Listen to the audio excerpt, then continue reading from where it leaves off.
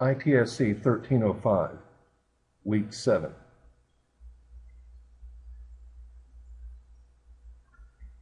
In this overview, I'll discuss Lab 4, which is due at the end of Week 7, recap Windows Chapter D, E, and F, as well as preview Lab 5, which is due at the end of Week 8. Lab 4 consists of parts of a window, my computer, computer, or this PC, depending on which version of Windows you use, the control panel, Paint, and WordPad, as well as concepts such as cut, copy, and paste. We'll start with parts of a window.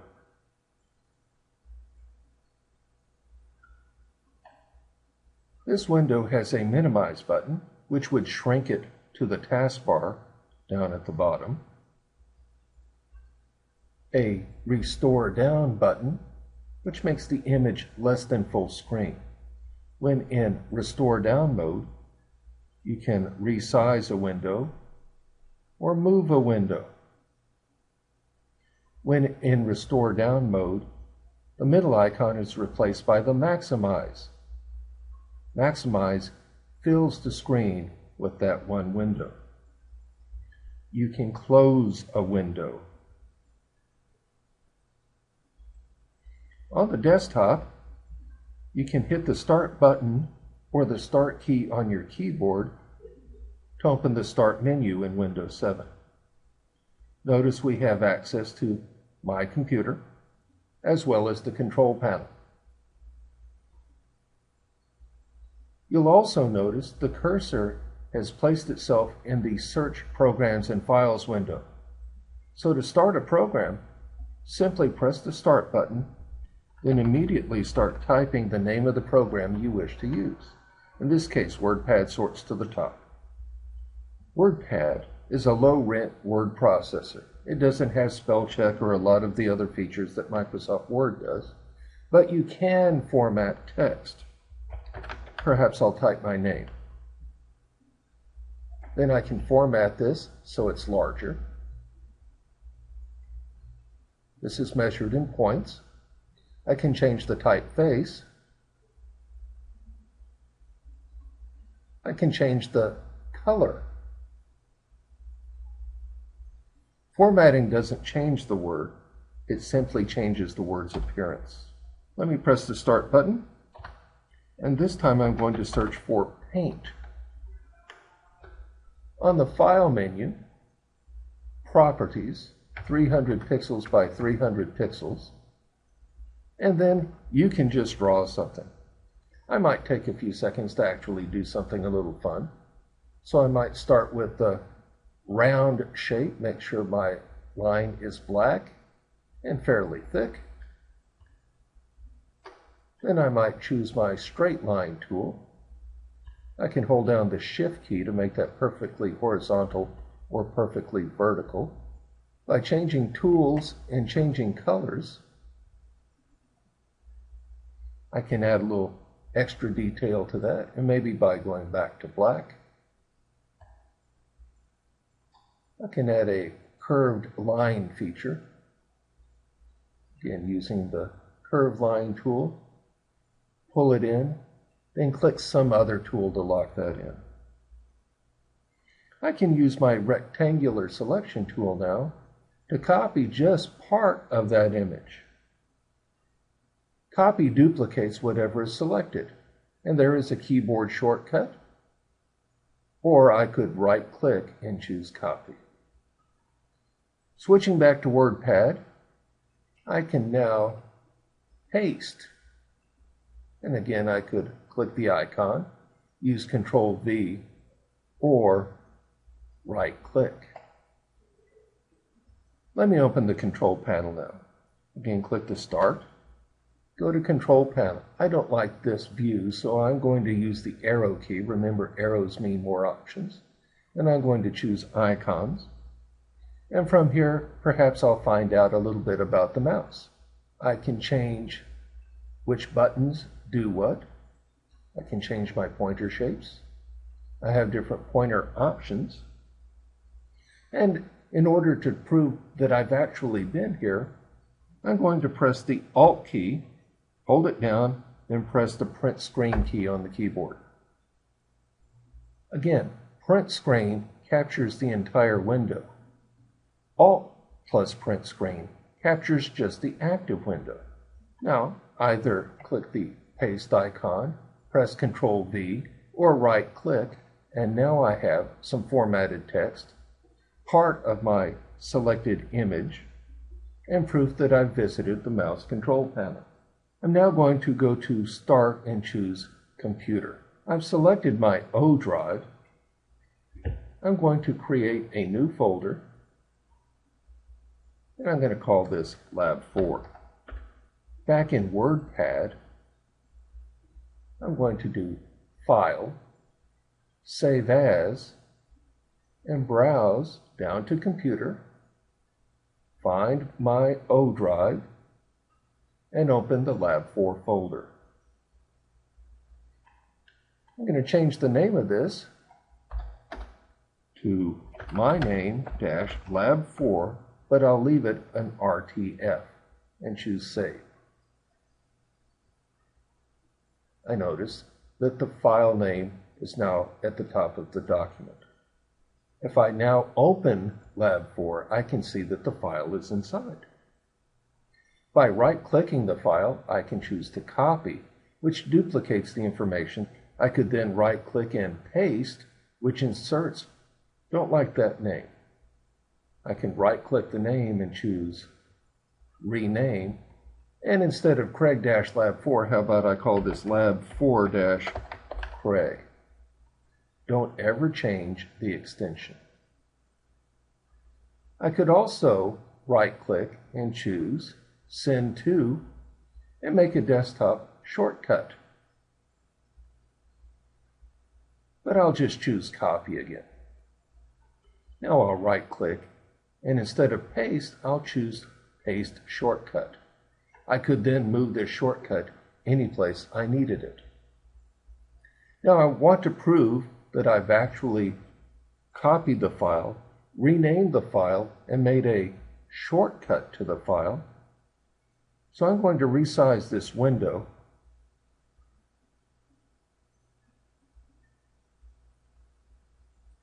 And then using Alt Print Screen, capture just this active window. I'll come down to this point in the document, right-click Paste, Ctrl V, or click the Paste menu.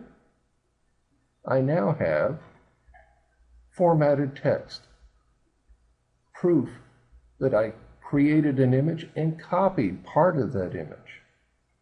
I have proof that I visited the mouse control panel. I also now have proof that I've created a file, copied the file, changed the name of the file, and made a shortcut to the file.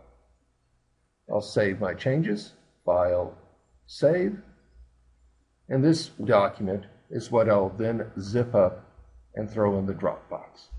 So Lab 4, I talked about the parts of the window, using computer, a bit about the control panel, a bit about Word and Paint, and a bit about cut, copy, and paste. It's now time to move on to Windows D, where I'll be discussing favorites, folder options, details, personal folders, customization, and a real quick reminder of zipping. A shortcut is simply a pointer. It's a path to a file.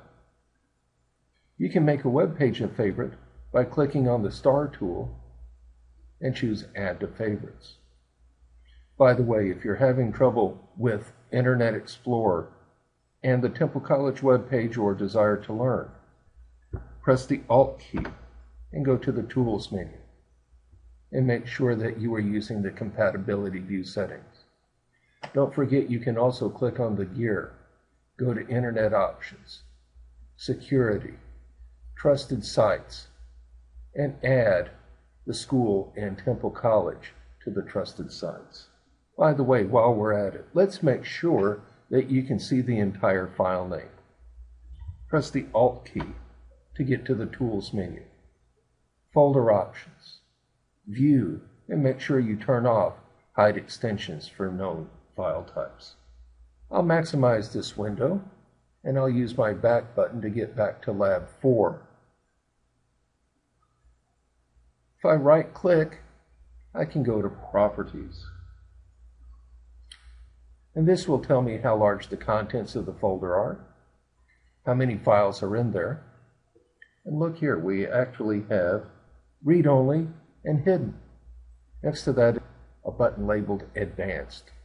If I choose Advanced, this is where I can also set the archival setting.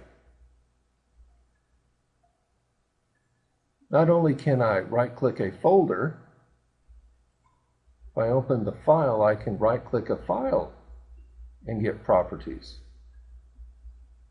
Yes, I realize the properties display at the bottom of the screen when I select a file, but this gives me quite a bit more information about the file, including the ability to change which program opens the file.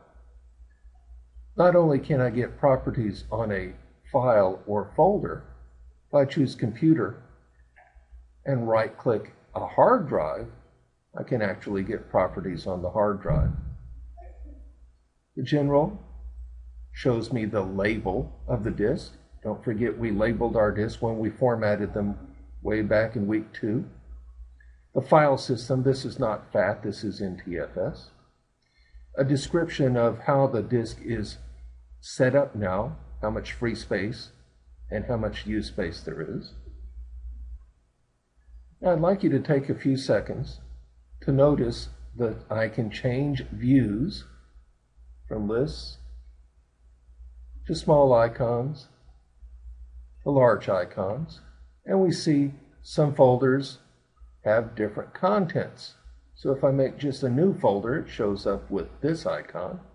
But if I start putting contents in those folders, I can actually see a preview of some of those contents. More importantly, though, if I choose the Libraries link on the side, let me make this just a little larger. These are actually folders. I know they don't look like folders, but these are actually folders created by Windows for you, meaning that we should be able to change the icon of our other folders if we wanted to. So I'm going to go back and choose a folder on my desktop.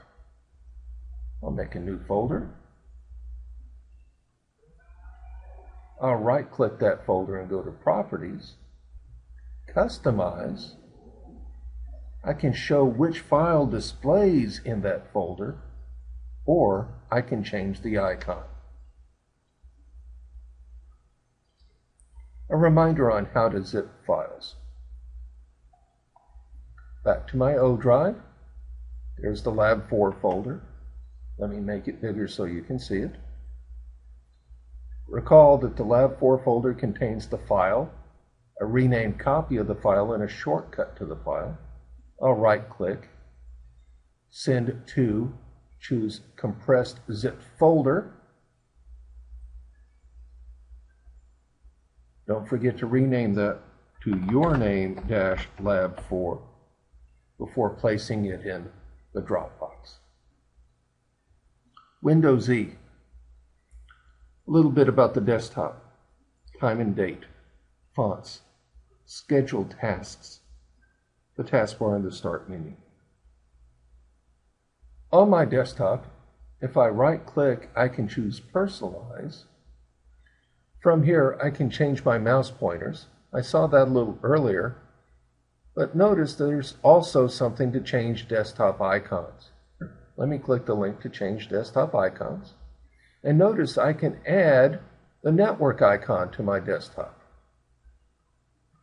I can also deal with the display. I'll come back to the taskbar and Start menu in a moment.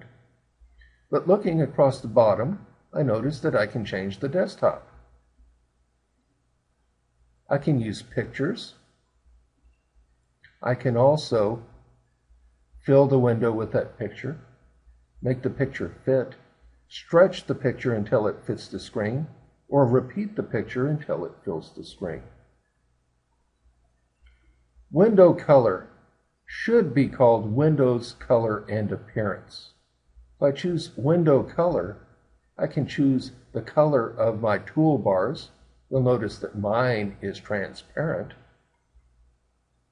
but there's also an advanced appearance setting. From here, I could choose any part and change the size, color, etc.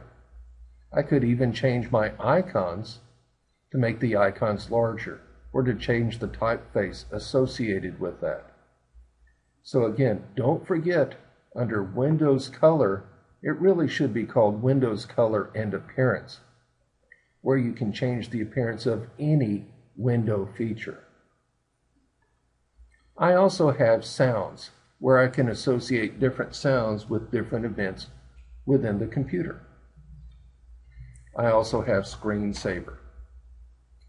I'm not a big fan of screensavers. Screensavers take up the computer's memory, they eat up processor time. If I'm not by the computer, I'll probably set it to blank. Notice you can also set to require a password to come back in. But even better than just blanking out the screen might be to choose the power settings and actually have the monitor turn itself off when it hasn't been used in a bit. You'll notice in the middle, themes. Themes allow you to change the mouse pointers, the background, the Windows color, icon size, sounds, and screensavers simultaneously. I'm going to go back to my control panel home from here and take a look at fonts. You'll notice that the fonts have a preview on these, and different fonts have different settings. I'm going to choose the system font and double click. You'll notice the system font, as it increases in size, becomes very pixelated. So newer fonts scale smoothly. Under administrative tools is where you can schedule tasks. Some tasks that might be scheduled is to update your antivirus or Windows Update. Any program that can be run can be scheduled. As far as scheduling goes, some items cannot be run while Windows itself is running. You can schedule your file system to be checked with ScanDisk the next time you boot your computer. This will boot into real mode, which looks very similar to DOS. Real mode then processes the repair using a batch file, and then when it's finished, boots into Windows under protected mode. To personalize the taskbar or the start menu, right-click the taskbar or start menu. I can right-click the Start button and go to Properties. I can also access taskbar property from here as well. When changing something, see if there's a button that says Default, Windows F. Some of the utilities. We'll also talk about disk cleanup, rollback and restore, add and remove, and just a quick reminder about the command prompt. Recall, if you have a floppy disk, if you right-click the floppy disk, you can choose to format the floppy. But you could also copy the disk, which is the same as disk copy. If I switch to my computer, if I right-click the hard drive, I still have a few options, but I don't quite see some of the utilities. If I choose Properties and Tools, this is where you can access error checking, which used to be called ScanDisk, defrag, defragmentation, rearrange the files so they are contiguous and load faster, and backing up your files, which used to be called MS Backup. Recall, ScanDisk cannot run fully if Windows itself is running, but you can schedule ScanDisk to run the next time the computer started. I'd like to talk a little bit about putting things back the way they were. Again, every once in a while, you'll try to update something or make a change and it doesn't quite work out. There are a few things that you can do for this. Let's say I go under the System and choose my Device Manager. If one of these objects was not working correctly, there'd be an icon next to it.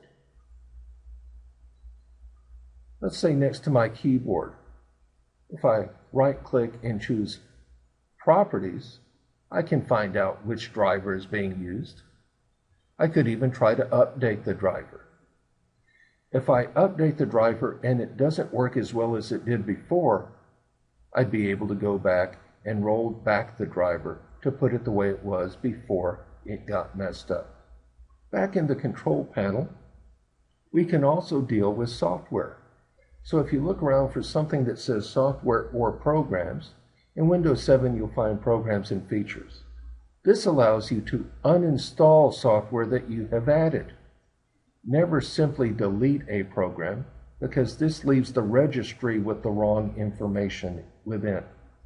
You always select something that you no longer need and then choose to uninstall. Adding software simply requires you to double-click the installer. And finally, just a quick reminder, if you type in CMD, you can get to the command prompt and do everything that you were doing from DOS. Lab 5 includes changing the desktop, getting disk properties, showing me that you know how to use the utilities, and how to remove software.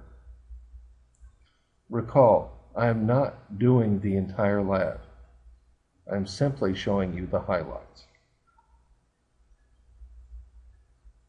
In Computer, I'll go to my O drive and make a new folder and call it Lab 5. I'll click on Start, type in WordPad to start up WordPad. Next, I want to change the desktop. Right-click the desktop, choose Personalize. Add a desktop icon. Add Network to the desktop.